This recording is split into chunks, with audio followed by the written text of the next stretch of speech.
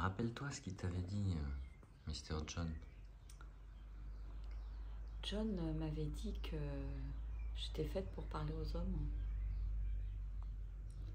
que c'était pas du tout les femmes, que les femmes jusqu'à maintenant m'avaient plus tirée vers le bas en fait qu'autre chose. Il m'avait dit que c'était comme c'était pas l'homme qui murmurait à l'oreille des chevaux, c'est la femme qui murmurait à l'oreille des hommes. Et que je venais réveiller quelque chose chez eux en fait, et qu'il fallait que je l'assume. Et quand il me l'a dit, ça m'a fait pleurer, hein. Parce que voilà, je pense qu'une partie de moi le savait déjà, c'était déjà intégré, mais quant à le matérialiser dans la matière, à l'assumer, c'était pas évident. Et moi, j'avais aussi quelque chose à traverser, hein, et c'est en ça où mon voyage sur Compostelle, les 3 mois et demi que j'ai passé sur Compostelle en 2022, puisque John, je l'ai rencontré 3 jours après mon départ, donc c'était vraiment au tout début de mon chemin de Compostelle. En fait, j'avais besoin, moi, de me délester, j'avais besoin de faire tomber le mur qu'il y avait entre moi et les hommes, le mur que j'avais érigé entre moi et les hommes, et qui fait que les hommes ne me voyaient pas, en fait. Et j'ai cheminé, en fait, avec tout ça pendant 3 mois et demi, et je me rappelle l'avoir eu après, l'avoir rappelé 2 fois sur la fin de mon voyage, John, pour lui... Voilà, échanger avec lui par rapport à ce que je ressentais, par rapport à ce qui se passait pour moi. Et effectivement, au travers de nos échanges, il m'a dit « Ouais, ça y est, t'as libéré, le mur est tombé, tu te laisses voir, tu te laisses regarder, la confiance est revenue avec les hommes. » Et ce qui fait que les derniers jours aussi, avant d'arriver à Fatima, j'ai beaucoup pleuré en fait. J'ai beaucoup pleuré et c'est comme si le barrage avait lâché en fait, que les vannes s'étaient ouvertes. Et ça a ouvert un espace à l'intérieur de moi et c'est à partir de là où la graine a été plantée en fait, d'œuvrer pour les hommes, de les mettre en lumière, d'initier quelque chose avec eux. Je ne savais pas du tout quelle forme ça allait prendre. J'ai commencé d'abord en 2023 à dire peut-être que je suis là pour les accompagner, machin, etc. Et puis bon, j'ai lancé des choses, mais ça prenait pas. Et puis finalement, c'est complètement autre chose qui est en train d'arriver. C'est pas du tout la forme que j'avais imaginée. Et je me suis tout simplement laissée guider en fait par la vie. Et ça a commencé par les interviews. Et c'est rigolo que tu fasses cette vidéo-là aujourd'hui parce que c'est justement... il y a pile 1 an, je pense jour pour jour que j'ai commencé les interviews des hommes. Et c'est comment pour toi? C'est émouvant en fait. C'est émouvant de me dire qu'il y a juste 1 an, j'ai reçu cette guidance et j'y suis allée en fait, sans me poser de questions. Juste avec mon petit cœur ouvert et en me disant j'ai envie d'en savoir plus sur les hommes, j'ai envie de les accueillir, j'ai envie de les écouter, j'ai envie de leur faire confiance. Et puis je vois comme tout au long de ces interviews, ça a continué à m'ouvrir. Ça a ouvert mon cœur, ça m'a connecté à eux, ça m'a connecté à leur puissance, à leur vulnérabilité, à leur complétude en fait.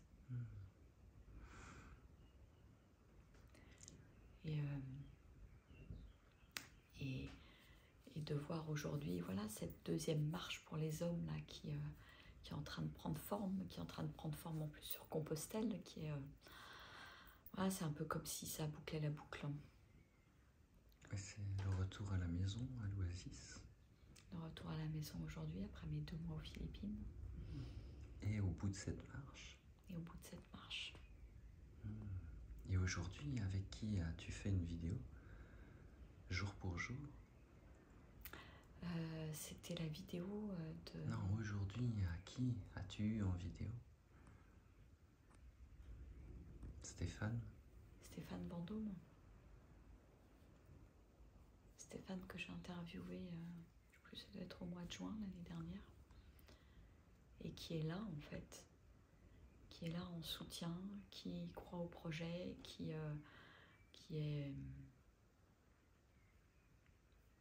Il est là en fait. Je sens sa présence. Et c'est bon en fait. Je sens que c'est à cet endroit-là que les hommes sont soutenants par leur présence. Par leur présence, par leur être. Et il n'y a pas grand-chose à faire, mais là aussi se laisser guider.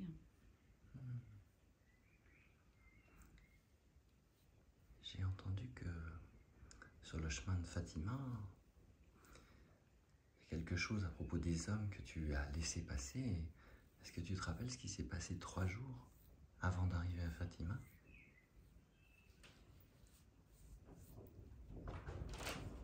Trois jours avant d'arriver à Fatima, on a croisé une sorte de petit campement.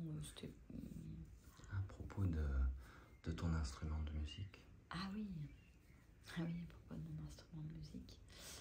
Mon violon, c'est mon archet qui s'est cassé. Que j'ai cassé. L'archet, c'est la partie masculine qui vient fertiliser le féminin, qui est très bien symbolisée par le corps du violon, qui ressemble symboliquement au corps d'une femme. Comme si c'est un nouveau masculin qui va venir fertiliser le féminin. Et là, je rentre après 2 mois aux Philippines. Et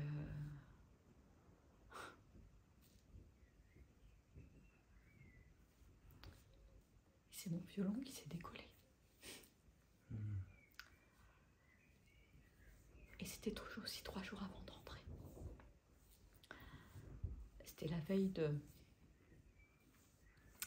ce fameux alignement planétaire, c'est le 27 février. Et je sens comme mon violon est le reflet de ce qui se passe à l'intérieur de moi en fait. Ce changement je sais pas, de fréquence, il y a vraiment un grand bouleversement là à l'intérieur de moi, je le sens.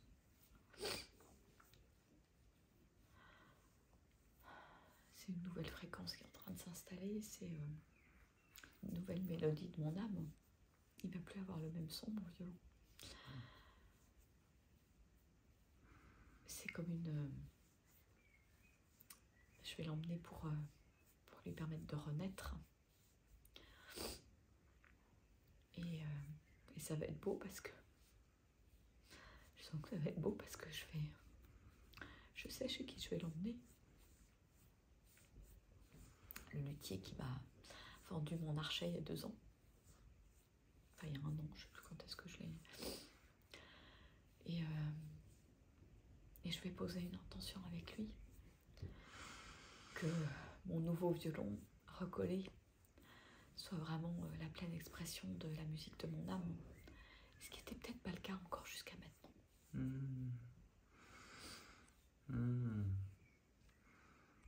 La vibration de cette cigale millionnaire. La vibration de la cigale millionnaire. Qui a plus de limite. Qui est là pour faire vibrer le monde. Pour offrir ma vibration, parce que je crois que c'est ça que j'ai de plus précieux à offrir au monde. À travers ma musique, à travers ma voix, à travers mes chants, à travers mes textes, à travers plein de choses et juste assumer ce truc-là en fait. Et assumer aussi que voilà, je suis aussi sur un chemin initiatique avec les hommes aussi. Et les réunir, les rassembler, être là, parler, diffuser ma fréquence, sans rien attendre, ben, je crois que ça fait aussi partie de ce pourquoi je suis venue là en fait.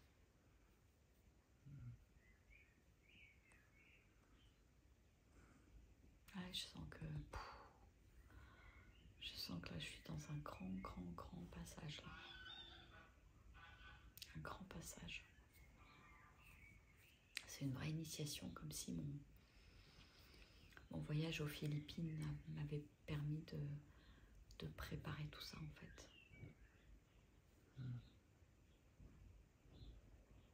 Et pour là maintenant, œuvrer, mettre dans la matière, mais pas le faire toute seule, le faire en étant entourée par des hommes, des femmes aussi. Et là précisément ce qui se dévoile, c'est ça, c'est que c'est un nouveau chemin en fait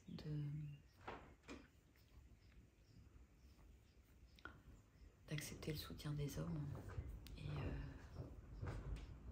et que c'est comme ça que ça va se faire, hein. C'est comme ça que l'œuvre devient plus grande, que l'œuvre devient plus puissante, parce qu'elle bénéficie de toutes les énergies en fait. Et je crois que c'est à cet endroit-là que la vie elle m'invite d'aller, qu'elle nous invite d'aller dans ce nouveau monde. Et c'est ça pour moi, marcher la main dans la main tous ensemble, c'est chacun à notre place, hommes et femmes. Et les hommes ont beaucoup à apporter à cet endroit-là. Parce que je les sens tellement prêts à être au service, à être au service de la vie en fait, au service de l'intuition des femmes, au service en fait. Il y a vraiment quelque chose de, je sais pas, d'exaltant en fait, c'est ce mot-là qui me vient. Comme si il y a quelque chose d'exaltant à être au service de quelque chose de plus grand en fait, d'une mission. Et je crois qu'il n'y a rien de plus beau que de voir un homme en mission en fait.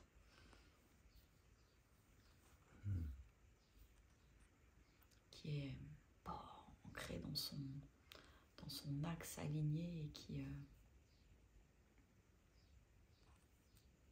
y va en fait, qui est là, qui répond présent. Et c'est beau d'être témoin de ça.